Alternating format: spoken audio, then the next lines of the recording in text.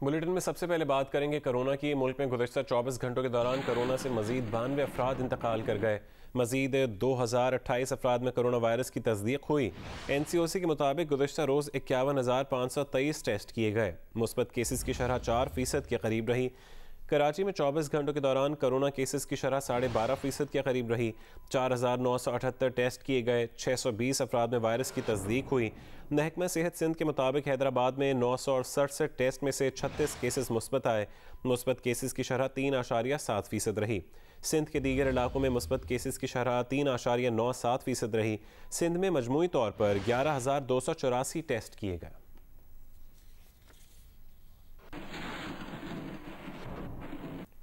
मुल्क में आज से 18 साल से ज़ायद उम्र के अफराद की कोरोना वैक्सीनेशन शुरू होगी। सदर मुमलिकत आरिफ अलवी ने उलमाए कराम से जुमे के इज्तिमात में कोरोना वैक्सीन लगवाने की खुसूसी तलकीन की अपील की है। कौमी इदारे सेहत के सरबरा मेजर जनरल आमिर इकराम ने कहा है कि कैन साइनो वैक्सीन के खाम माल की दूसरी खेप पाकिस्तान पहुँच गई। खाम माल से पाक वैक वैक्सीन की तैयारी शुरू कर दी गई है। उन्होंने कहा कि रवा माह पाक वैक वैक्सीन की 9 लाख खुराकें तैयार की जाएंगी। जुलाई में पाक वैक वैक्सीन की 30 लाख खुराकों की तैयारी मुतवक्किल है।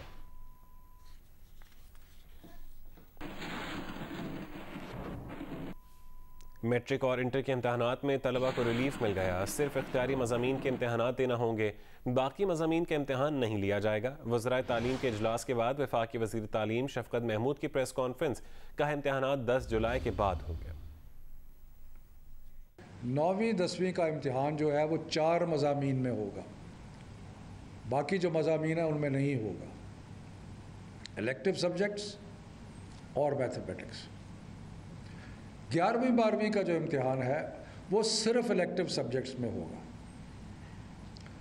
और ये हमने इसलिए भी सोचा है कि इलेक्टिव सब्जेक्ट्स का कि अगर किसी ने डॉक्टर बनना है तो उसने बायोलॉजी ली हुई है, उसने केमिस्ट्री ली हुई है वगैरह। किसी ने इंजीनियर बनना है तो उन्होंने और फिज़िक्स और बाकी सब्जेक्ट्स लिए हैं। तो जो भी किसी ने जिस स्ट्रीम में जाना है उस स्ट्रीम का इम्तिहान हम ले लेंगे, और जो बाकी सब्जेक्ट्स हैं उनका इम्तिहान नहीं देंगे। वज़ीर तालीम सिंध सईद गनी का कहना है कि बैनुल सूबाई वज़राए तालीम के इजलास में होने वाले फैसलों से मुत्तफ़िक़ हैं। आइंदा चंद रोज़ में अपने इम्तिहानी शेड्यूल का ऐलान कर देंगे। GO न्यूज़ से फ़ोन पर गुफ्तगू करते हुए वज़ीर तालीम सिंध सईद गनी ने कहा कि वफाकी वज़ीर तालीम का ऐलान करदा इम्तिहानी शेड्यूल सिंध का शेड्यूल नहीं है। आइंदा चंद रोज़ में अपने इम्तिहानी शेड्यूल का ऐलान करेंगे। उन्होंने ये भी कहा कि सिंध में इम्तिहानात में कोरोना SOPs को यकीनी बनाया जाएगा।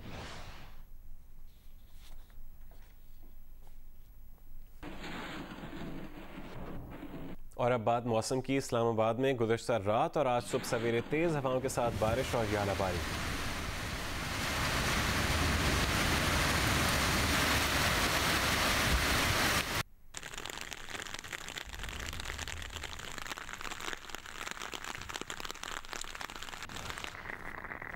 मुजफ्फराबाद आज़ाद कश्मीर में भी बारिश हुई। आंधी और बारिश के बायस सेक्टरों के 79 फीडर्स ट्रिप कर गए। सखर, कश्मोर, कंदकोट, डहरकी, खानपुर, पन्नू आकिल, घोटकी समेत कई इलाकों में बिजली की फराहमी मुअत्तल रही। महकमा मौसमियात के मुताबिक आज इस्लामाबाद, बालाई खैबर पख्तूनख्वा, जनूबी पंजाब, खित्ता पोठोहार, गिलगित बल्तिस्तान और कश्मीर में बारिश का इम्कान है। मुल्क के मैदानी इलाकों में दोपहर के बाद गर्द आलूद हवाएं और आंधी चलने का इम्कान है। इस्लामाबाद के मौसम का अहवाल बता रहे हैं GO न्यूज़ के नुमाइंदे कामरान खान। जी, महकमा मौसमियात के मुताबिक आइंदा 24 घंटों के दौरान मुल्क के बेशतर अजला में मौसम गर्म और खुश्क रहेगा। ताहम बाद दोपहर जनूबी पंजाब, बालाई खैबर पख्तूनख्वा, कश्मीर, गिलगित बल्तिस्तान में आंधी और गरज चमक के साथ बारिश की तवक्को है।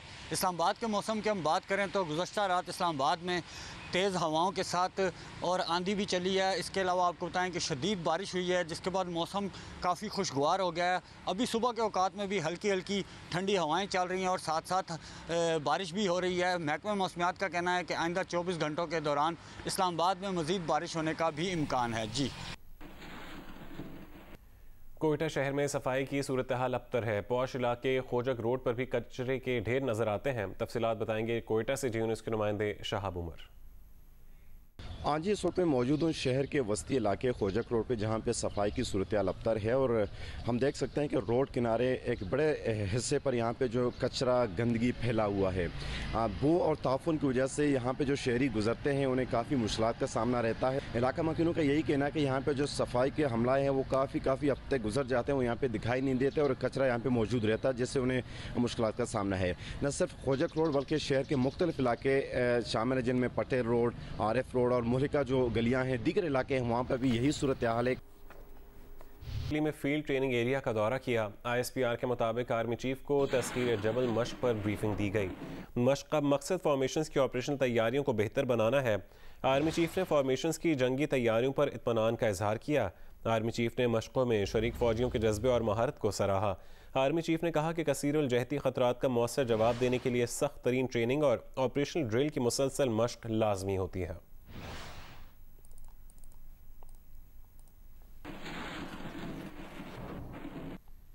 जनूबी वजीरिस्तान के इलाके कुनीग्राम में चेक पोस्ट के करीब IED धमाका हुआ, जिसमें लांस नायक वकास अहमद शहीद हो गए। ISPR के मुताबिक शहीद लांस नायक वकास अहमद का ताल्लुक कराची से है। ISPR का कहना है कि इलाके में दहशत गर्दों के खिलाफ सर्च ऑपरेशन जारी है। पाक फौज दहशत गर्दी के खात्मे के लिए पुरअज़्म है। बहादुर सिपाहियों की कुर्बानियाँ हमारे आज़म को मज़ीद मुस्तहकम कर रही हैं।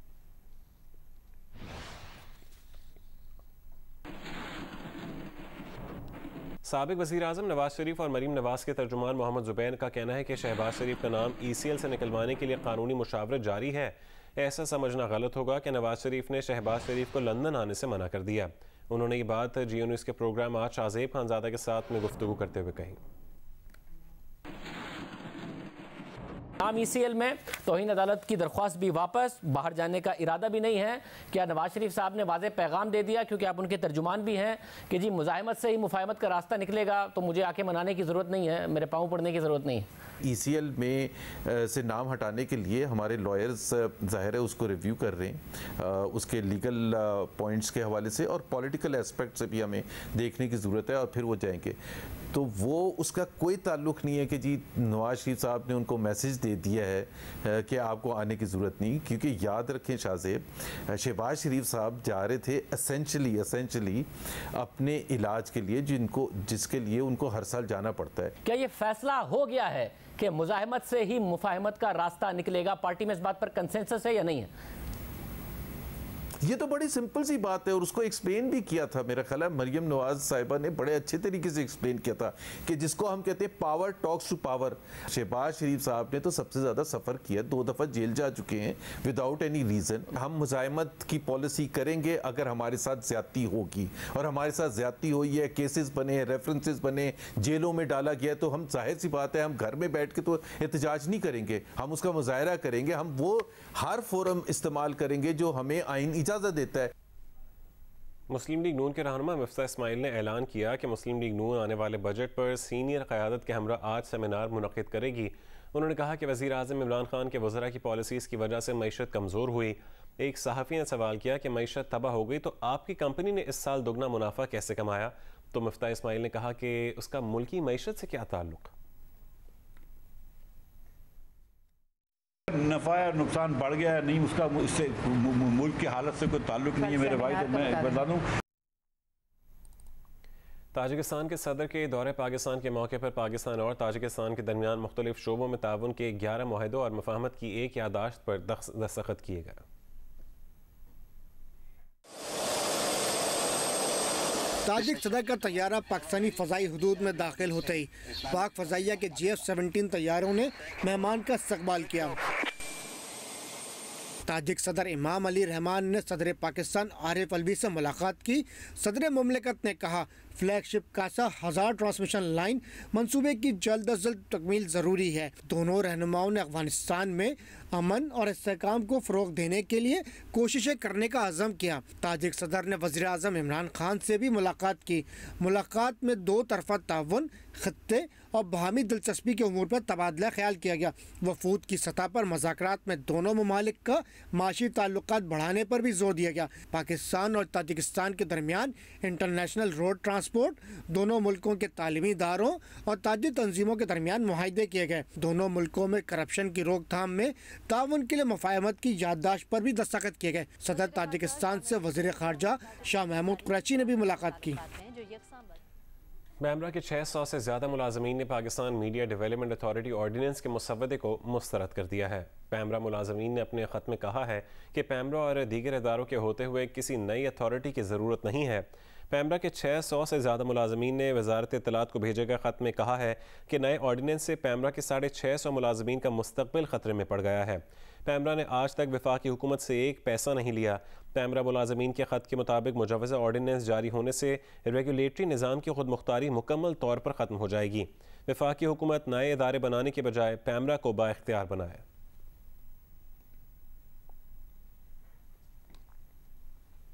वज़ारत इत्तलात ने पाकिस्तान मीडिया डेवलपमेंट अथॉरिटी पर मुशावरत के लिए 4 रुकनी कमेटी बना दी है। कमेटी के सरबराही वज़ीर मुमलिकत बराए इत्तलात फ़ारूक हबीब करेंगे। कमेटी में सोहेल अली ख़ान, मंजूर अली मेमन और महनुन्निसा शामिल हैं। कमेटी तमाम स्टेक होल्डर से मुशावरत और तजावीज़ इकट्ठी करेगी।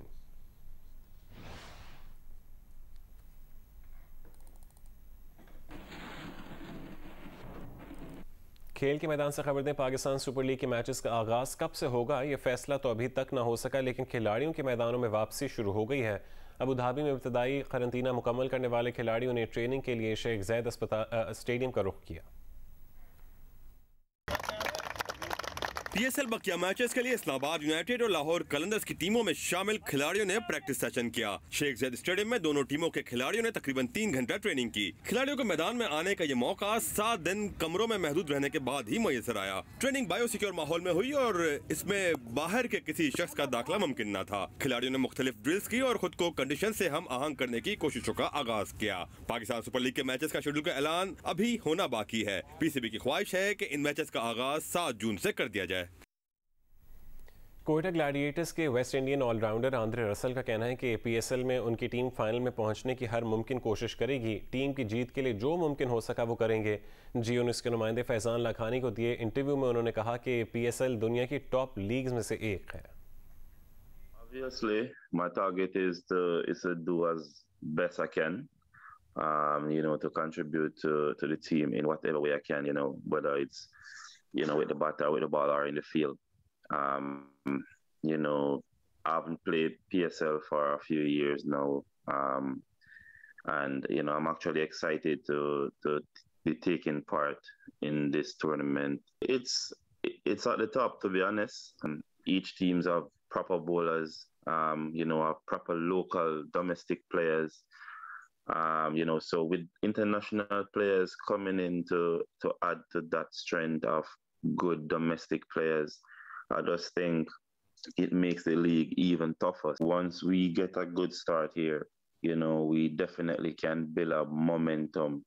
And when you get a winning momentum, it's just confidence after confidence. And, from game to game, you feel untouchable as a team. So, once you're doing well, you will know what to do to win a game. Khyber Pakhtunkhwa में आज से 9वीं और 11वीं जमात की classes का आगाज़ कर दिया गया है। मज़ीद तफसीलात बताएंगे जियो न्यूज़ के नुमाइंदे रिजवान यूसुफजई। जी बिल्कुल, महकमा सानवी तालीम खैबर पख्तूनख्वा के फैसले के मुताबिक आज दूसरे मरहले के अंदर 9वीं और 11वीं जमात की क्लासेस का बाकायदा आगाज़ कर दिया गया है। इससे पहले जो था वो 10वीं और 12वीं जमात के लिए स्कूल खोले गए थे। जब मैं इस वक्त मौजूद हूँ पेशावर में सदर में वाक़या कैंट नंबर 1 स्कूल के बाहर, जहाँ हम देख सकते हैं कि तलबा जो है वो आ रहे हैं। स्कूल इंतज़ामिया है वो गेट के ऊपर टेम्परेचर चेक कर रही है। तलबा ने मास्क भी लगाया हुआ है, सैनिटाइज भी किया जा रहा है। 10वीं और 12वीं जमात के 12 जुलाई से पेपर्स होंगे, जिसके फ़ौरन बाद 9वीं और 11वीं जमात के तलबा के भी पेपर शुरू हो जाएंगे। कोरोना लॉकडाउन के बायस सखर में दर्जनों स्कूल्स मुस्तकिल तौर पर बंद कर दिए गए हैं। यासिर फारूकी की रिपोर्ट देखिए। सखर में कोरोना वायरस के बायस मुसलसल तदरीसी अमल मुअत्तल रहने से फीसों की अदम अदायगी पर गली मोहल्लों के 50 से ज़ायद स्कूल्स माली अखराजात का बोझ बर्दाश्त न कर सके, जिसके बायस परेशान हाल मालकान ने मजबूरन अपने स्कूल्स मुकम्मल तौर पर बंद कर दिए। कम अज़ कम जो है वो 50 से 100 के दरमियान स्कूल्स ऐसे हैं जो बंद हो चुके हैं। अखराजात पूरे नहीं कर सकते थे। टीचर की सैलरी है, बिल्डिंग से किराए हैं कि आजकल जो टैक्सेस लग रहे हैं वो ज़्यादा लग रहे हैं, लेकिन सोर्स ऑफ इनकम तो वही की वही है। स्कूल्स बंद होने से मोहतात अंदाजे के मुताबिक 15,000 से ज्यादा बच्चों का जरिया तालीम छिनने से मुस्तकबिल दाव पे लग गया, जबकि 1200 से ज्यादा टीचिंग और नॉन टीचिंग स्टाफ को भी बेरोजगारी का सामना करना पड़ा है। इन स्कूलों के जो असातिज़ा बेरोजगार हुए वो अलग हैं। कैंटीन वाला है, स्वीपर है, सफाई वाला है, इसी तरह स्टेशनरी वाला है, यानी जो इनके साथ कनेक्टेड कारोबार हैं वो अलग बंद हुए हैं। All Pakistan private school action committee ने हुकूमत से अपील की है कि नए आने वाले बजट में प्राइवेट स्कूल्स के 25% तलबा को स्कॉलरशिप देने का ऐलान किया जाए ताकि गरीब तलबा तालीम के जेवर से आरास्ता हो सकें। प्राइवेट स्कूल मालिकान ने हुकूमत से 7 जून से लाजमी स्कूल खोलने की अपील की है। यासिर फारूकी, जियो न्यूज़, सखर। इस्लामाबाद और गिरदनवा में बारिश के बायस मुतादिद फीडर्स पर फॉल्ट और ट्रिपिंग है। तर्जुमान आईएसको के मुताबिक बिजली बहाली का काम जारी है। 70% इलाकों की बिजली बहाल कर दी गई है।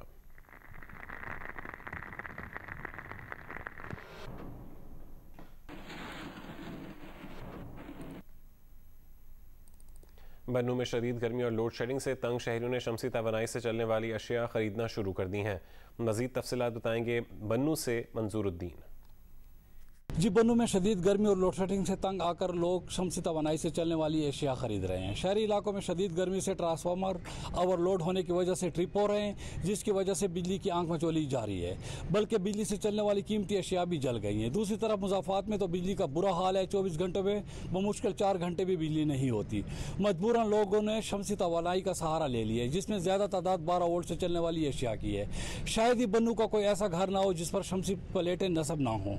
शहरी भी ये गिला करते हैं कि सिटी की रिकवरी भी 100% है, मगर उसके बावजूद भी लोड शेडिंग जारी है, जिसका कोई जवाब नहीं बनता। जी, मुल्तान में कोरोना SOPs की खिलाफवर्जी पर 7 कारोबारी मराकज़ सील कर दिए गए। ज़िला इंतजामिया के मुताबिक मास्क न पहनने पर 31 शहरियों पर जुर्माने आयद किए गए। रात 8 बजे के बाद दुकानें खुली रखने पर 3 दुकानदारों के खिलाफ मुकदमात भी दर्ज किए गए।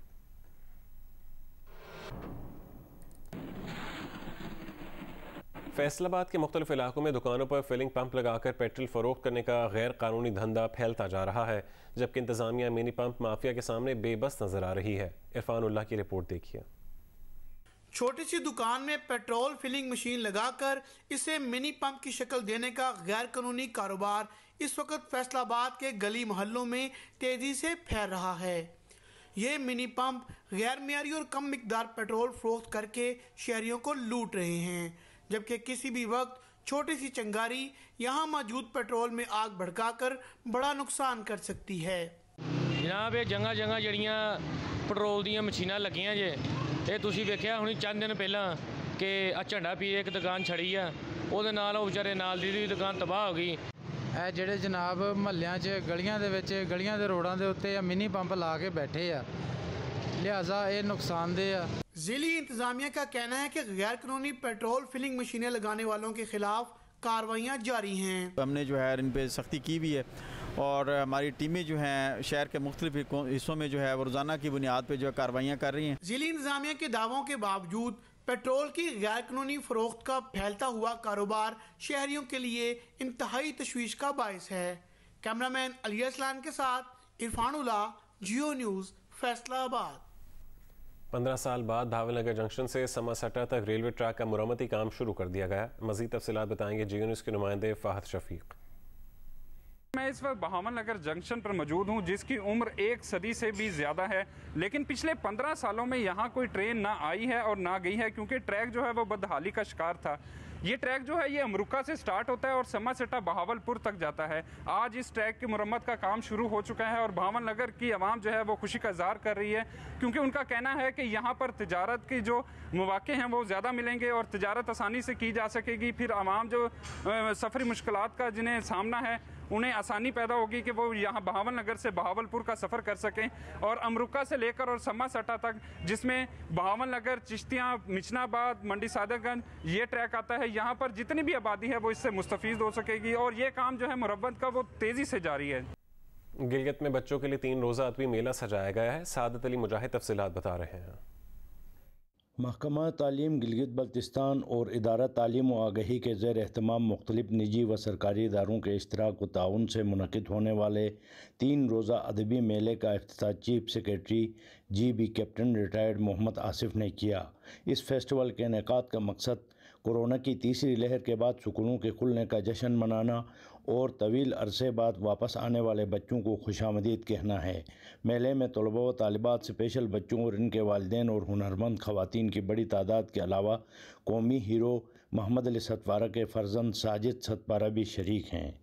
एक अच्छा इकदाम है, स्पेशली जो माउंटेनियस एरियाज है, हमारे जीबी के एरियाज में इस तरह की फेस्टिवल होने चाहिए और लोगों को आगाही हो एजुकेशन के बारे में, कल्चर के बारे में। आज ये पहला फेस्टिवल था, ये किया है यहाँ पर। इसका मकसद ये है कि हो सकता है आइंदा हमारी कोशिश होगी कि ये एक मुसलसल एक फीचर बन जाए, यहाँ पर हर साल किया जाए। सबसे बड़ा मकसद ये है कि गिलगित बल्तिस्तान के बच्चों को अहमियत दें, उनको इनकरेज करें। ऐसे प्रोग्राम हमारे जीबी में होने चाहिए ताकि हमारे स्टूडेंट के अंदर जो भी हिडन लाते हैं वो निखर कर बाहर आ जाए। हम थैंक यू करना चाहते हैं जीएस की टीम के लिए जिन्होंने हमारी लर्निंग के लिए इतना बड़ा सेशन फेस्टिवल हमारे लिए रखा। इस तरह के फेस्टिवल हमारे हिस्सा जो नहीं होते थे अभी होने चाहिए। मुंतज़मीन का कहना है कि मेले के इनेकाद से बच्चों की तख्लीकी सलाहियतों को उजागर करने और इन्हें मुताले की तरफ राग़िब करने में मदद मिलेगी।